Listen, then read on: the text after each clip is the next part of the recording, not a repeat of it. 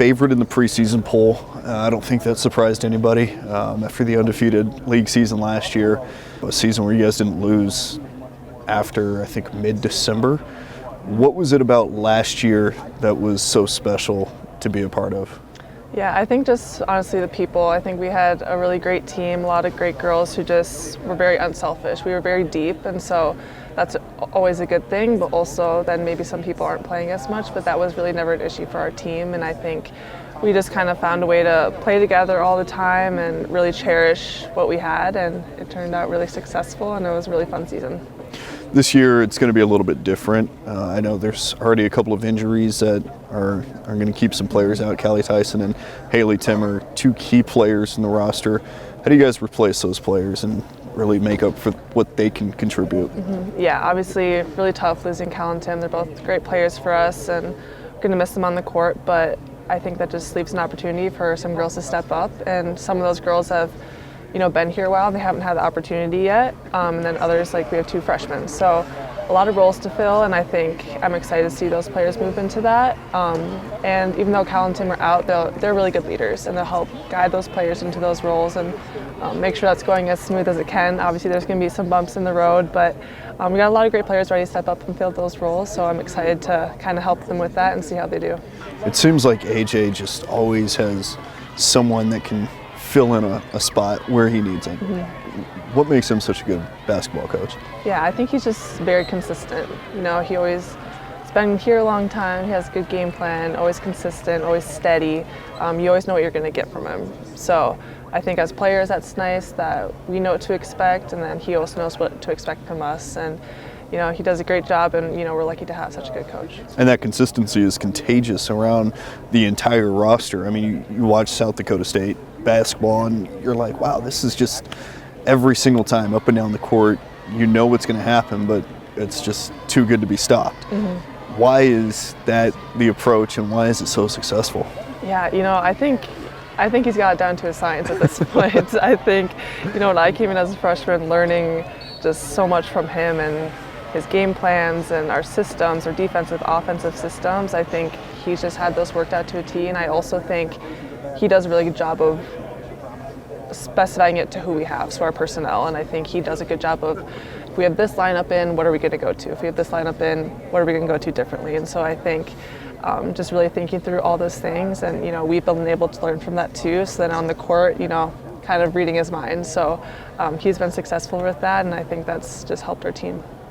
So you're still in Brookings, and you're making an impact around the community with the organization that you and Maya started, and Maya's playing professionally now. So what is that like with her gone, but you're still kind of running the ship? Yeah, it's definitely been an adjustment.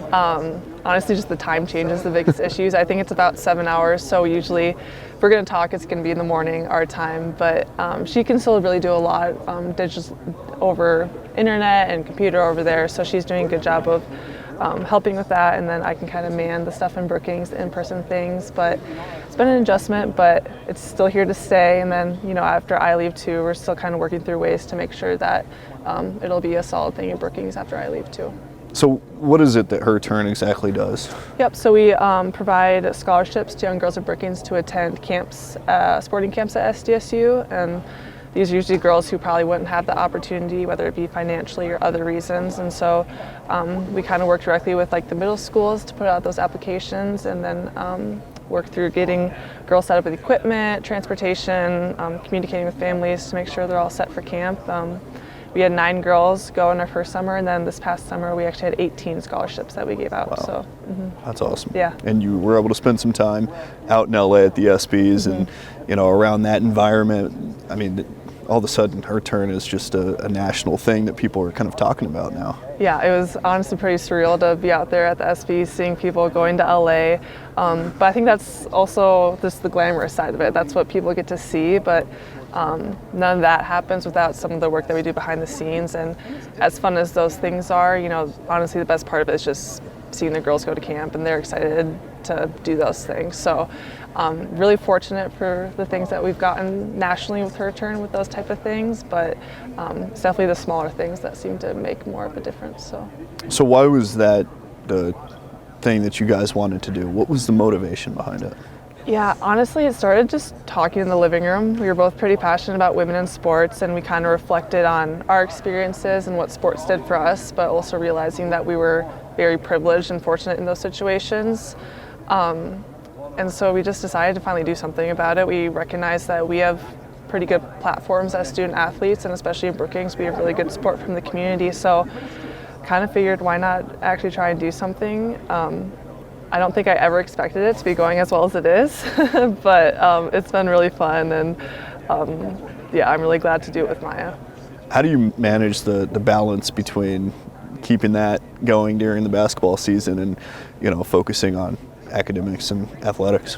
Yeah, it's definitely a balance, definitely a juggle, but it kind of serves as an outlet for me. So if basketball and school are really a grind right now, I can just take a couple minutes, I can focus on her turn stuff, and kind of vice versa. So they all kind of work together, and we have teammates who help out with her turn, getting stuff sent out in the mail, and little things like that. So it's definitely a balance, but it's been fun to kind of make it work. And now you're going to try and balance it here in about a month or so when Yep. the season starts. What are some of those games that you have circled on the calendar right now that you're really excited for? I think some non-conference games. I'm excited to go to South Carolina. I know it's a big game again, but we had them at the Pentagon last year, and it was back and forth. We kind of lost it at the end, but that's just the type of teams that we want to play, quite honestly. So I'm excited for that. I'm kind of excited to go to Wisconsin. I'm a Minnesota girl, so that'll be fun. And then I'm just excited for league play too. It'll be, I think, some really good competition this year, and I think there's a lot of teams that are kind of just floating in there who can make a big impact. So yeah, excited for both non-conference and conference games. Yeah, you talk about the conference slate. I mean, it seems wide open in conference play this year. There are some teams who have second-year head coaches, third-year head coaches that are in their groove now and have brought their players in that they want in their system. What do you think is going to happen in league play, and do you think it's going to be a little more competitive than it was last year for you guys? Yeah, I think it will be really competitive this year, which is good for everyone, good for the league, good for us to play competition throughout the year. I think there's going to be a lot of games where anyone could win that game that night. I don't think it's going to be as easily predicted, which I think is good. That'll challenge everyone throughout the season, challenge us more. So I'm excited to kind of see how things shake up. It could be interesting, and I think it's just going to be one of those seasons where it could be anyone's night.